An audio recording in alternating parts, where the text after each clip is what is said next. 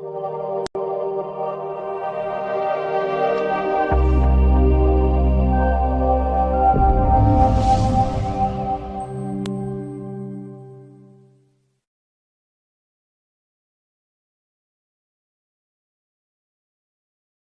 to Sai Study Circle.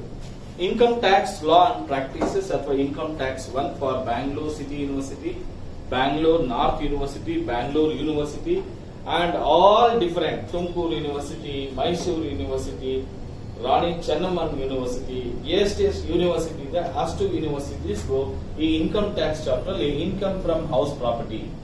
This is second head of income. ಒಬ್ಬ individual ಗೆ income ಅಂತ ಬಂದಾಗ ಸ್ಯಾಲರಿ ಇನ್ಕಮ್ ಅಂತ ಗೊತ್ತಾಯ್ತು. ಎರಡನೇದು ಯಾವುದು? Income from house property. ಹಾಗಾದ್ರೆ ಇನ್ಕಮ್ ಫ್ರಮ್ ಹೌಸ್ ಪ್ರಾಪರ್ಟಿ, ಆ ಇನ್ಕಮ್ ಅನ್ನೋದೇನು ಅಂತ ಗೊತ್ತಾಯ್ತು. ಬಟ್ ಹೌಸ್ ಪ್ರಾಪರ್ಟಿ ಅಂದ್ರೆ ಏನು? As per the income tax act of 1961, income tax act 1961 ಪ್ರಕಾರ ಹೌಸ್ ಪ್ರಾಪರ್ಟಿ ಅಂದ್ರೆ there should be or there must be a building land appurtenant thereto. ಒಂದು building ಇರಬೇಕು, ಬಿಲ್ಡಿಂಗ್ ಗೆ ಅಟ್ಯಾಚ್ಡ್ ಆಗಿ ಒಂದು land ಸ್ವಲ್ಪ ಇರಬೇಕು. ಮನೆ ಎಂಟ್ರೆನ್ಸ್ ಗೆ ಅದಕ್ಕೆ ಲ್ಯಾಂಡ್ ಬಿಡ್ಬೇಕಲ್ವಾ? ಅದನ್ನೇ ನಾವು ಏನಂತ ಹೇಳ್ತೀವಿ? There must be a building attached to that, there must be some land. ಅದನ್ನ ನಾವು ಹೌಸ್ ಪ್ರಾಪರ್ಟಿ ಅಂತ ಹೇಳ್ತೀವಿ. The assessee should be the owner of the house property. See, ಆ ಬಿಲ್ಡಿಂಗ್ ಲ್ಯಾಂಡ್ ಅಪರ್ಟಿನೆಂಟ್ ಟು, ಆ ಬಿಲ್ಡಿಂಗ್ ಓನರ್ ಯಾರಾಗಿರ್ಬೇಕು? ಅಸೆಸ್ಸಿನೇ ಆಗಿರ್ಬೇಕು. Owner ಯಾರಾಗಿರ್ಬೇಕು? ಟ್ಯಾಕ್ಸ್ ಪೇಯರ್ ಆಗಿರ್ಬೇಕು. ಮೂರನೇ point, assessee should not use such house property. Assessee should not use such house property for his own business or profession. Assessee ಅನ್ನಿಸ್ಕೊಳ್ಳೋನು ಆ house ಪ್ರಾಪರ್ಟಿಯನ್ನ, ಆ building ಅನ್ನ ಯಾವುದೇ ಕಾರಣಕ್ಕೂ ಅವನ ಸ್ವಂತ ಬಿಸ್ನೆಸ್ ಗಾಗ್ಲಿ ಪ್ರೊಫೆಷನ್ ಗಾಗ್ಲಿ ಯೂಸ್ ಮಾಡಿರಬಾರದು. ಅರ್ಥ ಆಗ್ತಿದ್ಯಾ? ಅಂದ್ರೆ ಹೌಸ್ ಪ್ರಾಪರ್ಟಿ ಇಲ್ಲ ಓನರೇ ಸ್ವಂತವಾಗಿ ಇರಬಹುದು, ಸೆಲ್ಫ್ ರೆಸಿಡೆನ್ಸ್ ಆಗಿರ್ಬೇಕು, ಸೆಲ್ಫ್ ಆಕ್ಯುಪೈಡ್ ಆಗಿರ್ಬೇಕು, ಅಥವಾ ಆ ಪ್ರಾಪರ್ಟಿಯನ್ನ ಬೇರೆಯವ್ರಿಗೆ ಲೆಟ್ ಔಟ್ ಮಾಡಿರಬಹುದು. ಆ ಲೆಟ್ ಔಟ್ ಮಾಡಿರೋ ಪ್ರಾಪರ್ಟಿ ರೆಸಿಡೆನ್ಷಿಯಲ್ ಪರ್ಪಸ್ ಗಾದ್ರೂ ಆಗಿರ್ಬಹುದು, ಕಮರ್ಷಿಯಲ್ ಪರ್ಪಸ್ ಗಾದ್ರೂ ಮಾಡಿರ್ಬಹುದು. ಅರ್ಥ ಆಗ್ತಾ ಇದೆಯಾ? ಆ ಮನೆಯನ್ನ ಬೇಕಾದ್ರೆ ಪಾರ್ಟ್ಲಿ ಲೆಟ್ ಔಟ್ ಮಾಡಿ ಪಾರ್ಟ್ಲಿ ಸೆಲ್ಫ್ ಆಕ್ಯುಪೈಡ್ ಆದ್ರೂ ಮಾಡಿರ್ಬಹುದು. All of you got it? Okay, ಇಂಥದನ್ನ ನಾವು ಹೌಸ್ ಪ್ರಾಪರ್ಟಿ ಅಂತ ಕರೀತೀವಿ. ಈಗ ಒಂದು ಮನೆ, ಬಿಲ್ಡಿಂಗ್, ಹೌಸ್ ಪ್ರಾಪರ್ಟಿನ ವ್ಯಾಲ್ಯೂ ಹೆಂಗ್ ಮಾಡೋದು? How to value? ಈಗ ಓನರ್ ಇದ್ದಾರೆ, ಇವನೇ ಓನರ್ ಇದ್ದಾನೆ. ನಿಮ್ ಹೆಸರೇನೋ ಮಾಡ್ತಾ? ನಿಖಿತ್. ಲಿಖಿತ್.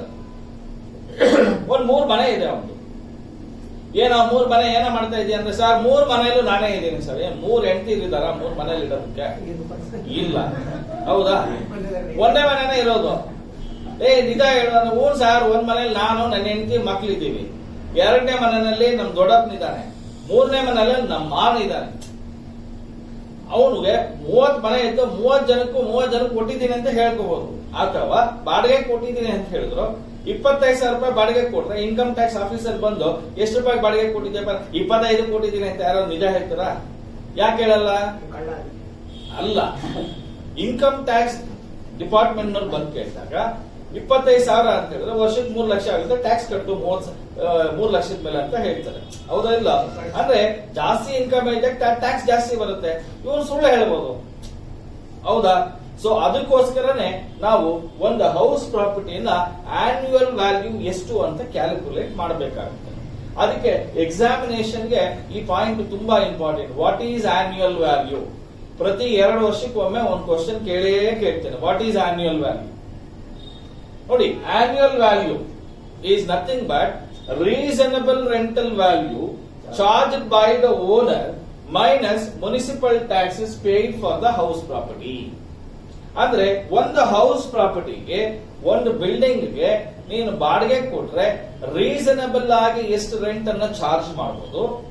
ಆ ರೆಂಟಲ್ ವ್ಯಾಲ್ಯೂನಲ್ಲಿ ಮುನಿಸಿಪಲ್ ಟ್ಯಾಕ್ಸಸ್ ಏನ್ ಪೇಮೆಂಟ್ ಮಾಡಿದ ಓನರು ಅದನ್ನ ಮೈನಸ್ ಮಾಡಿ ಬಂದಿರೋ ವ್ಯಾಲ್ಯೂನ ಆನ್ಯುವಲ್ ವ್ಯಾಲ್ಯೂ ಅಂತ ಕರಿತೀವಿ. ಈಗ ಒಂದ್ ಸಿಂಗಲ್ ಬೆಡ್ರೂಮ್ ಹೌಸ್ ಇದೆ ಅಂತ ಇಟ್ಕೊಳ್ಳಿ. ಎಲ್ಲಿದೆ? ಯಲಹಂಕಲ್ ಇದೆ ಅಂತ ಇಟ್ಕೊಳ್ಳಿ.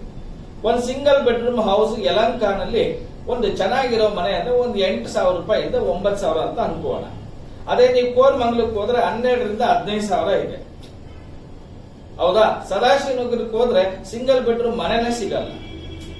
ಅಲ್ಲ ಗಾಡಿ, ಯಾಕೆಂದ್ರೆ ಅಲ್ಲೆಲ್ಲ ದೊಡ್ಡ ಮನೆಗಳಿರ್ತವೆ. ಅಂದ್ರೆ ಆ ಮನೆ ರೀಸನಬಲ್ ಆಗಿ ಎಷ್ಟು ರೆಂಟ್ ಕೊಡಬಹುದು, ವರ್ಷಕ್ಕೆ ಅದಕ್ಕೆ ಮುನ್ಸಿಪಲ್ ಟ್ಯಾಕ್ಸಸ್ ಎಷ್ಟು ಓನರ್ ಪೇಮೆಂಟ್ ಮಾಡಿದ್ದಾರೆ ಮೈನಸ್ ಮಾಡಿ ಬರೋದನ್ನ ಏನಂತ ಹೇಳ್ತೀವಿ, ಆನ್ಯುವಲ್ ವ್ಯಾಲ್ಯೂ ಅಂತ ಕರೀತೀವಿ. All got it? ಈಗ ಆನ್ಯುವಲ್ ವ್ಯಾಲ್ಯೂ ಎರಡು ತರ ಬರುತ್ತೆ. ಒಂದು ಗ್ರಾಸ್ ಆನ್ಯುವಲ್ ವ್ಯಾಲ್ಯೂ, ಇನ್ನೊಂದು net annual value. Sir, gross annual value ಅಂದ್ರೆ ಏನು? ಇದೇ ನಮ್ಗೆ ಎಕ್ಸಾಮಿನೇಷನ್ ತುಂಬಾ ಇಂಪಾರ್ಟೆಂಟ್.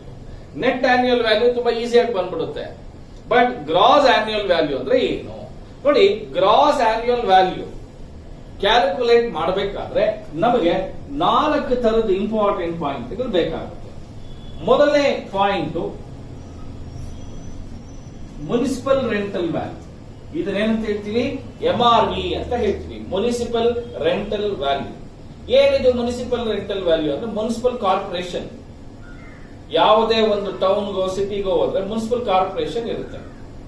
ಅವರು ಆ ಏರಿಯಾನಲ್ಲಿ 1 ಸ್ಕ್ವೇರ್ ಫೀಟ್ಗೆ ಎಷ್ಟು ಬಾಡಿಗೆ ಕೊಡಬಹುದು ಒಂದು ಮನೆಯನ್ನಂತ ನಿರ್ಧಾರ ಮಾಡಿರ್ತಾರೆ, ಡಿಸೈಡ್ ಮಾಡಿರ್ತಾರೆ. ಅದರ ರೆಂಟಲ್ ವ್ಯಾಲ್ಯೂ ಎಷ್ಟು ಅವ್ರ ಪ್ರಕಾರ ಅದನ್ನ ನೋಡ್ತೀವಿ. ಎರಡನೇದು fair rental value. C, rental value of similar type of house property situated in the same locality. Rental value of similar type of house property in the same locality. ಅದೇ ತರದ ಮನೆ ಲೊಕ್ಯಾಲಿಟಿನಲ್ಲಿ ಎಷ್ಟು ಬಾಡಿಗೆ ಕೊಡ್ತಾ ಇದ್ದಾರೆ. ಈಗ ಒಂದು ಸಿಂಗಲ್ ಬೆಡ್ರೂಮ್ ನಂದು ಫಸ್ಟ್ ಕ್ರಾಸ್ ಅಲ್ಲಿ ಇದೆ, ಥರ್ಡ್ ಕ್ರಾಸ್ ಅಲ್ಲಿ ಅದೇ ಲೇಔಟ್ ಅಲ್ಲೇ ಥರ್ಡ್ ಕ್ರಾಸ್ ಸಿಂಗಲ್ ಬೆಡ್ರೂಮ್ಗೆ ಎಷ್ಟು ಬಾಡಿಗೆ ಕೊಡ್ತಾ ಇದ್ದಾರೆ. ನೀನ್ ಸುಳ್ಳು ಹೇಳಿರ್ಬೋದು 5,000 ಅಂತ ಹೇಳಿ, ಅವ್ನು ಎಷ್ಟು ಕೊಡ್ತಾ ಇರ್ತಾನೆ, 10,000 ತಗೊಳ್ತಾ ಇರ್ತಾನೆ. ಆಗ ನಾವ್ ಯಾವ್ದು ತಗೊಳ್ತೀವಿ, ಫೇರ್ ರೆಂಟಲ್ ವ್ಯಾಲ್ಯೂನ ತಗೊಳ್ತೀವಿ. ನೀನ್ ಮಾತನ್ನ ನಂಬೋದಿಲ್ಲ. ಅರ್ಥ ಆಗ್ತಿದ್ಯಾ? ಇದನ್ನ ಫೇರ್ ರೆಂಟಲ್ ವ್ಯಾಲ್ಯೂ ಅಂತ ಹೇಳ್ತೀವಿ. ಇನ್ನ ಮೂರನೇದನ್ನ ನಾವು ಸ್ಟ್ಯಾಂಡರ್ಡ್ ರೆಂಟ್ ಅಂತ ಹೇಳ್ತೀವಿ. ಏನಂತ ಹೇಳ್ತೀವಿ, ಸ್ಟ್ಯಾಂಡರ್ಡ್ ರೆಂಟ್. ಸ್ಟ್ಯಾಂಡರ್ಡ್ ರೆಂಟ್ ಅಂದ್ರೆ rent collect fixed by the rent control act. ಈ ರೆಂಟ್ ಕಂಟ್ರೋಲ್ ಆಕ್ಟ್ ಅಂತ ಒಂದಿದೆ. ಅದು ಮುಂಬೈ, ಕಲ್ಕತ್ತಾ, ಡೆಲ್ಲಿ ಅಂಡ್ ಚೆನ್ನೈ. ಮುಂಬೈ, ಕಲ್ಕತ್ತಾ, ಡೆಲ್ಲಿ, ಚೆನ್ನೈ ಈ 4 ಸಿಟೀಸ್ ಅಲ್ಲಿ ಮಾತ್ರನೇ ರೆಂಟ್ ಕಂಟ್ರೋಲ್ ಆಕ್ಟ್ ಇರೋದು. ಆ ರೆಂಟ್ ಕಂಟ್ರೋಲ್ ಆಕ್ಟ್ ಎಲ್ಲೆಲ್ಲಿದೆ ಅವರು ಆ ಆಕ್ಟ್, ಆ ಕಾನೂನು ಹೇಳುತ್ತೆ 1 ಸ್ಕ್ವೇರ್ ಫೀಟ್ಗೆ ಓನರ್ ಇಷ್ಟೇ ಬಾಡಿಗೆ ತಗೊಳ್ಬೇಕು ಅಂತ ಹೇಳಿರುತ್ತೆ. ಅದಕ್ಕಿಂತಲೂ ಜಾಸ್ತಿ ತಗೊಳ್ಳೋ ಹಾಗೆ ಇಲ್ಲ. All of you got it? That is called as standard rent. And the last one is actual ಅಥವಾ annual rental value. Annual rental value ಅಂದ್ರೆ ಆ ಮನೆ ಬಾಡಿಗೆಗೆ ವರ್ಷಕ್ಕೆ ಎಷ್ಟು ಬಾಡಿಗೆ ತಗೊಳ್ತಾ ಇದೆಯಾ ಅದನ್ನ ಆನ್ಯುವಲ್ ರೆಂಟಲ್ ವ್ಯಾಲ್ಯೂ ಅಂತ ಹೇಳ್ತೀವಿ. All of you got it? ಈಗ ಈ 4 ವ್ಯಾಲ್ಯೂಸ್ ನ ಬೇಸ್ ಮಾಡಿಕೊಂಡು ನಾವು ಗ್ರಾಸ್ ಆನ್ಯುವಲ್ ವ್ಯಾಲ್ಯೂ ನ ಕ್ಯಾಲ್ಕುಲೇಟ್ ಮಾಡ್ತೀವಿ. ಏನ್ ಮಾಡ್ತೀವಿ? Gross annual value. ಹಾಗಾದ್ರೆ ನಾವು ಗ್ರಾಸ್ ಆನ್ಯುವಲ್ ವ್ಯಾಲ್ಯೂ ನ ಕ್ಯಾಲ್ಕುಲೇಟ್ ಮಾಡಬೇಕಾದ್ರೆ we follow with strictly with 4 steps. Step number 1, 3 steps ಅಥವಾ 4 ಸ್ಟೆಪ್ಸ್ ಅನ್ನ ಫಾಲೋ ಮಾಡ್ತೀವಿ. ಆ ಸ್ಟೆಪ್ ನಂಬರ್ 1 ಏನಪ್ಪಾ ಅಂತ ಹೇಳಿದ್ರೆ, ಫಸ್ಟ್ ಮುನ್ಸಿಪಲ್ ರೆಂಟಲ್ ವ್ಯಾಲ್ಯೂನ ಮತ್ತೆ ಫೇರ್ ರೆಂಟಲ್ ವ್ಯಾಲ್ಯೂನ ಕಂಪೇರ್ ಮಾಡ್ತೀವಿ. ಇವೆರಡರಲ್ಲಿ ಯಾವ್ದು ಜಾಸ್ತಿ ಇರುತ್ತೆ, municipal rental value, fair rental value, ಇವೆರಡರಲ್ಲಿ ಯಾವ್ದು ಜಾಸ್ತಿ ಇರುತ್ತೆ ಅದನ್ನ we follow with the step number 2. ಇದರಲ್ಲಿ ಯಾವ್ದು ಜಾಸ್ತಿ ಇರ್ಬೋದು, ಇಲ್ಲ ಮುನಿಸಿಪಲ್ ರೆಂಟಲ್ ವ್ಯಾಲ್ಯೂ ಆಗಿರ್ಬೋದು ಅಥವಾ ಫೇರ್ ರೆಂಟಲ್ ಆದ್ರೂ ಆಗಿರ್ಬೋದು. ಯಾವ್ದು ಜಾಸ್ತಿ ಇದ್ರೆ ಆ ವ್ಯಾಲ್ಯೂ ತಗೊಳ್ತೀವಿ. ಅದಕ್ಕೆ ಸ್ಟ್ಯಾಂಡರ್ಡ್ ರೆಂಟ್ ಅನ್ನ ಕಂಪೇರ್ ಮಾಡ್ತೀವಿ. ಏನ್ ಕಂಪೇರ್ ಮಾಡ್ತೀವಿ? Standard rent. Standard rent compare ಮಾಡಿದಾಗ ಇವೆರಡರಲ್ಲಿ ಯಾವ್ದು ಕಡಿಮೆ ಬರುತ್ತೆ, ಸೆಕೆಂಡ್ ಸ್ಟೆಪ್ ನಲ್ಲಿ ಯಾವ್ದು ಕಡಿಮೆ ಬಂದಿರುತ್ತೆ ಅದನ್ನ ಸ್ಟೆಪ್ ನಂಬರ್ 3 ತಗೊಂಡು ಹೋಗ್ತೀವಿ. ಬಟ್ ಇವೆರಡರಲ್ಲಿ ಯಾವ್ದು ಕಡಿಮೆ ಬಂದಿರುತ್ತೆ ಅದನ್ನ ನಾವು ಎಕ್ಸ್ಪೆಕ್ಟೆಡ್ ರೆಂಟಲ್ ವ್ಯಾಲ್ಯೂ ಅಂತ ಹೇಳ್ತೀವಿ. ಏನಂತ ಹೇಳ್ತೀವಿ? Expected rental value. Next annual rental ವ್ಯಾಲ್ಯೂನ ಕಂಪೇರ್ ಮಾಡ್ತೀವಿ. ಇವೆರಡರಲ್ಲಿ ಸ್ಟೆಪ್ ನಂಬರ್ 2 ನಲ್ಲಿ ಯಾವ್ದು ಕಡಿಮೆ ಇದೆ ಅದನ್ನ ನಾವು ಥರ್ಡ್ ಸ್ಟೆಪ್ಗೆ ಎಕ್ಸ್ಪೆಕ್ಟೆಡ್ ರೆಂಟಲ್ ವ್ಯಾಲ್ಯೂ ಅಂತ ಹೇಳ್ತೀವಿ. ಅದನ್ನ ಏನ್ ಮಾಡ್ತೀವಿ?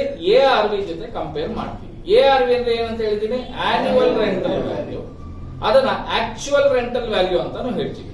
ಅಂದ್ರೆ ಆನ್ಯುವಲ್ ರೆಂಟ್ ಎಷ್ಟಿದೆ, ಏನಿದು ಆನ್ಯುವಲ್ ರೆಂಟ್ ಎಷ್ಟಿದೆ, ಅದರಲ್ಲಿ ಏನಾದ್ರು ಅನ್ರಿಯಲೈಸ್ಡ್ ರೆಂಟ್ ಏನಾದ್ರು ಸೇರ್ಕೊಂಡಿದ್ರೆ, ಏನಿದು ಅನ್ರಿಯಲೈಸ್ಡ್ ರೆಂಟ್ ಏನಾದ್ರು ಸೇರ್ಕೊಂಡಿದ್ರೆ ಅದನ್ನ ಮೈನಸ್ ಮಾಡಿ, ಅವೆರಡನ್ನು ಮೈನಸ್ ಮಾಡಿ ಬಂದಿರೋ ವ್ಯಾಲ್ಯೂ ತಗೊಳ್ತೀವಿ. ಅನ್ರಿಯಲೈಸ್ಡ್ ರೆಂಟ್ ಅಂದ್ರೆ rent not collected from the tenant. ಈಗ ಬಾಡಿಗೆ ಕೊಟ್ಟಿದ್ದೀನಿ, ಒಬ್ಬ ಟೆನೆಂಟ್ 2 ತಿಂಗಳಿಂದ ಬಾಡಿಗೆನೇ ಕೊಟ್ಟಿಲ್ಲ. ಬಾಡಿಗೆ ಕೊಟ್ಟಿಲ್ಲ ಅಂದ್ರೆ ಬಾಡಿಗೆ ಬಂದಿದೆಯಾ ನನಗೆ? ಆಗ ವರ್ಷಕ್ಕೆ ಎಷ್ಟು ಬಾಡಿಗೆ ಬರ್ತಾ ಇತ್ತು, ಅದರಲ್ಲಿ 2 ತಿಂಗಳ ಬಾಡಿಗೆ ಬಂದಿಲ್ಲ, ಅದನ್ನ ಮೈನಸ್ ಮಾಡಿ ಬಂದಿರೋ ವ್ಯಾಲ್ಯೂನ ಎಕ್ಸ್ಪೆಕ್ಟೆಡ್ ರೆಂಟಲ್ ವ್ಯಾಲ್ಯೂಗೆ ಕಂಪೇರ್ ಮಾಡಿ. ಇವು ಎರಡರಲ್ಲಿ ಯಾವುದು ಜಾಸ್ತಿ ಬಂದಿರುತ್ತೆ ಅದನ್ನ ಏನಂತ ಹೇಳ್ತೀವಿ? ಅರ್ಥ ಆಯ್ತು ಎಲ್ಲರಿಗೂ? Very simple, very very simple. ಇದಕ್ಕೆ ಎಕ್ಸೆಪ್ಷನ್ ಅಂತ ಹೇಳ್ತೀವಿ. ಏನದು ಎಕ್ಸೆಪ್ಷನ್? ಈ 3 ಸ್ಟೆಪ್ಸ್ ಇರಲ್ಲ. ಯಾವಾಗ ಅಂದ್ರೆ ಸ್ಟೆಪ್ ನಂಬರ್ 1, 2, 3 ಈ 3 ಸ್ಟೆಪ್ಸ್ ಇರಲ್ಲ. ಒಂದೇ ಸ್ಟೆಪ್ ನಲ್ಲೇ ಗ್ರಾಸ್ ಆನ್ಯುವಲ್ ವ್ಯಾಲ್ಯೂ ಕ್ಯಾಲ್ಕುಲೇಟ್ ಮಾಡಬಹುದು. ಯಾವಾಗ ಅಂತಂದ್ರೆ ಯಾವಾಗ ಪ್ರಾಬ್ಲಮ್ ನಲ್ಲಿ ಸ್ಟ್ಯಾಂಡರ್ಡ್ ರೆಂಟ್ ಕೊಟ್ಟಿರಲ್ಲ. When the standard rent is not given in the question, then we finish the calculation of gross annual value with the step 1 only.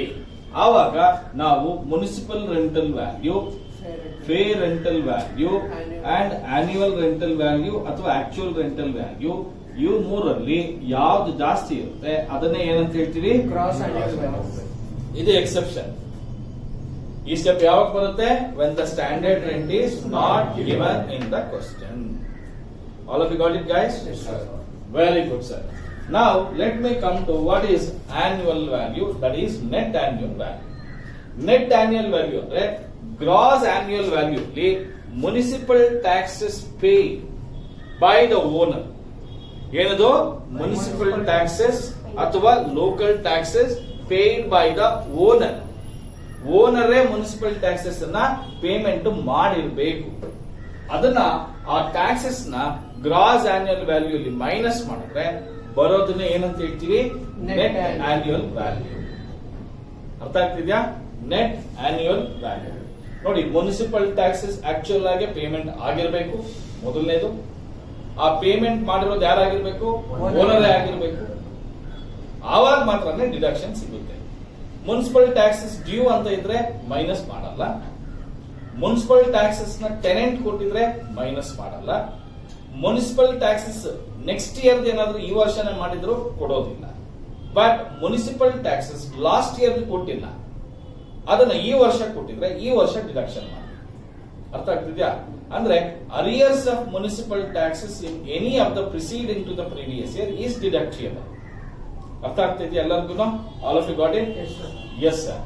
ಈಗ last concept, how many types of house properties are there for computation purpose. See, types of house property. ಮೊದಲನೇದು self occupied house property. Self occupied property ಅಂತ ಹೇಳ್ತೀವಿ. Self occupied ಅಂದ್ರೆ owner himself or herself staying residing in that house. ಓನರೇ ಆ ಮನೆಯಲ್ಲಿ ಏನು ಆಗಿದ್ದಾನೆ? ವಾಸಿಸುತ್ತಿದ್ದಾನೆ. ಅದನ್ನ self occupied ಅಂತ ಹೇಳ್ತೀವಿ. ಎರಡನೇದು ಲೆಟ್ ಔಟ್ ಪ್ರಾಪರ್ಟಿ, LOP ಅಂತ ಹೇಳ್ತೀವಿ. Let out property, it may be for residential purpose or it may be for commercial purpose. Any property which is let out, ಬಾಡಿಗೆಗೆ ಕೊಟ್ಟಿರುವಂತದನ್ನ ಲೆಟ್ ಔಟ್ ಪ್ರಾಪರ್ಟಿ ಅಂತ ಹೇಳ್ತೀವಿ. ಮೂರನೇದು deemed to be let out. Deemed to be let out. Sir, what is this deemed to be let out? ಅಂದ್ರೆ let out ಮಾಡಿದೀನಿ ಅಂತ ಅನ್ಕೊಳ್ಳೋದು. ಯಾವಾಗ sir ಅನ್ಕೊಳ್ಳೋದು? ಆವಾಗಲೇ ಎಕ್ಸಾಂಪಲ್ ಹೇಳಿದೆ, ಲಿಖಿತ್ 3 ಮನೆಗೆ ಓನರ್. ಏನಪ್ಪ 3 ಮನೆ ಏನ್ ಮಾಡಿದೀವಿ ಅಂದ್ರೆ, ಸರ್ 3 ಮನೆಯಲ್ಲೂ ನಾವೇ ವಾಸವಾಗಿದ್ದೀವಿ. ಒಂದು ನಾನು, ನನ್ನ ಹೆಂಡತಿ, ನಮ್ಮ ಅಪ್ಪ, ನಮ್ಮ ಮಗ ಎಲ್ಲ ಇದ್ದಾರೆ ಸರ್, ನಮ್ಮ ಎಲ್ಲ ಇದ್ದಾರೆ. 2ನೇ ಮನೆ ನಮ್ಮ ದೊಡ್ಡಪ್ಪನಿದ್ದಾನೆ. 3ನೇ ಮನೆಯಲ್ಲಿ ನಮ್ಮ ಮಾವನಿದ್ದಾನೆ. ಆಗ ಇನ್ಕಮ್ ಟ್ಯಾಕ್ಸ್ ಡಿಪಾರ್ಟ್ಮೆಂಟ್ ಏನ್ ಹೇಳುತ್ತೆ ಗೊತ್ತಾ ಲಿಖಿತ್ಗೆ? ನೋಡ, ನೀನ್ 3 ಮನೆನಾದ್ರೂ ನೀನೇ ಇಟ್ಕೋ, 30 ಮನೆ ಆದ್ರೂ ಇಟ್ಕೋ. ನಿಂದು ಮನೆಗಳು ಓನ್ ಆಗಿದ್ರೆ, ನಿಂದೇ ನೀನೇ ಓನರ್ ಆಗಿದ್ರೆ ಯಾವುದಾದ್ರೂ 2 ಹೌಸ್ ಪ್ರಾಪರ್ಟಿಯನ್ನ ನೀನು ಸೆಲ್ಫ್ ಆಕ್ಯುಪೈಡ್ ಅಂತ ಡಿಕ್ಲೇರ್ ಮಾಡ್ಕೋ. 3 ಮನೆ ಇದೆಯಾ, 3 ಮನೆಯಲ್ಲಿ ಯಾವ್ದಾದ್ರೂ 2 ಮನೆನ ಸೆಲ್ಫ್ ಆಕ್ಯುಪೈಡ್ ಅಂತ ಕ್ಲೇಮ್ ಮಾಡ್ಕೋ. ಇನ್ನು 3ನೇ ಮನೆ ಇದೆ ಅಲ್ವಾ, ಆ ಮನೆಯನ್ನ ನಾವೇನಂತ ಕರಿತೀವಿ, deemed to be let out, assumed to be let out. ನೀನ್ ಲೆಟ್ ಔಟ್ ಮಾಡಿದ್ಯಾ ಅಂತ ಅನ್ಕೊಂಡು ಅದಕ್ಕೆ ಇನ್ಕಮ್ ಟ್ಯಾಕ್ಸ್ ಅನ್ನ ಚಾರ್ಜ್ ಮಾಡ್ತೀವಿ. ಅರ್ಥ ಆಯ್ತಾ ಈಗ? ಅಲ್ಲ ಗಾಡಿ ಈಗ ಕೆಲವರು ಇರ್ತಾರೆ, ಒಂದೇ ಬಿಲ್ಡಿಂಗ್ ಇರುತ್ತೆ, ದೊಡ್ಡದಾಗ ಕಟ್ಟಿರ್ತಾರೆ 30-40 ನಲ್ಲಿ, ಒಂದ್ 5 ಫ್ಲೋರ್ ಕಟ್ಬಿಟ್ಟಿರ್ತಾನೆ ಲಿಫ್ಟ್ ಹಾಕ್ಬಿಟ್ಟು, ಎಲ್ರಿಗೂ ಬಾಡಿಗೆ ಕೊಟ್ಟಿರ್ತಾನೆ. ಬಟ್ ಹೇಳೋದೇನೋ ನಂದಿದು, ಇದು ಅದ್ರದ್ದು, ಇದು ನಮ್ಮ ಚಿಕ್ಕಪ್ಪಂದು, ನಮ್ಮ ದೊಡ್ಡಪ್ಪಂದು, ನಮ್ಮ ಮಾಮಂದು ಅಂತ ಏನನ್ನ ಹೇಳ್ಬಿಟ್ಟು ಫೇಕ್ ಮಾಡಿರ್ತಾರೆ. ಆಗ ಇನ್ಕಮ್ ಟ್ಯಾಕ್ಸ್ ಏನ್ ಹೇಳುತ್ತೆ, ನೋಡಪ್ಪ ಅಷ್ಟು ಪ್ರಾಪರ್ಟಿನಲ್ಲಿ ಯಾವ್ದಾದ್ರು 2 ನೀನ್ ಕ್ಲೈಮ್ ಮಾಡ್ಕೊ ಸೆಲ್ಫ್ ಆಕ್ಯುಪೈಡ್, ಮಿಕ್ಕಿದು 3 ಏನಂತ ಮಾಡಿದೀವಿ, deemed to be let out ಅಂತ ಹೇಳ್ತೀವಿ. ಅರ್ಥ ಆಯ್ತಾ ಈಗ? ಸರಿ, ಈಗ last one, partly let out ಅಥವಾ partly self occupied, partly let out ಅಂದ್ರೆ ಅದು ಯಾವ ತರ ಪಾರ್ಟ್ಲಿ ಆಗಿರ್ಬೋದು ಅಂದ್ರೆ, ಪಾರ್ಟ್ ಆಫ್ ದ ಇಯರ್ ಆದ್ರೂ ಆಗಿರ್ಬೋದು, ಪಾರ್ಟ್ ಆಫ್ ದ ಹೌಸ್ ಆದ್ರೂ ಆಗಿರ್ಬೋದು. 6 ತಿಂಗಳು ಸೆಲ್ಫ್ ಆಕ್ಯುಪೈಡ್, 6 ತಿಂಗಳು ಬಾಡಿಗೆ ಕೊಟ್ಟಿರ್ಬೋದು. ಆಗ 6 ತಿಂಗಳು ಬಾಡಿಗೆ ಕೊಟ್ಟಿರೋದನ್ನ ಮಾತ್ರ ತಗೊಳ್ತೀವಿ, ಸೆಲ್ಫ್ ಆಕ್ಯುಪೈಡ್ ನ ಎಕ್ಸೆಂಪ್ಷನ್ ಕೊಡ್ತೀವಿ. ಅದೇ ಅರ್ಧ ಮನೆಯನ್ನ ಬಾಡಿಗೆ ಕೊಟ್ಟಿದ್ದೀನಿ, ಇನ್ನು ಅರ್ಧ ಮನೆಯನ್ನ ಸೆಲ್ಫ್ ಆಕ್ಯುಪೈಡ್ ಮಾಡ್ಕೊಂಡಿದ್ದೀನಿ, ಆವಾಗ್ಲೂ ಕೂಡ ಟ್ಯಾಕ್ಸಬಲ್ ಆಗುತ್ತೆ. ಅರ್ಥ ಆಗ್ತಿದ್ಯಾ? ಸೊ ಲೈಕ್ ದಿಸ್ ನಮಗೆ ಈ 4 ರೀತಿಯಾಗಿರ್ತಕ್ಕಂಥ ಹೌಸ್ ಪ್ರಾಪರ್ಟೀಸ್ ನಮಗೆ ಕಂಪ್ಯೂಟೇಷನ್ಗೆ 12 ಮಾರ್ಕ್ಸ್ಗೆ ಬರುವಂತ ಚಾನ್ಸಸ್ ಜಾಸ್ತಿ ಇರುತ್ತೆ. ಅರ್ಥ ಆಯ್ತಾ ಎಲ್ಲರಿಗೂ? 100% ಪಕ್ಕ ಅರ್ಥ ಆಯ್ತಾ ಸರ್? ಇಷ್ಟು ಮಾಡಿದ್ರೆ ನಾವು we can start with the problems. Okay, got it? Yes, sir. Thank you.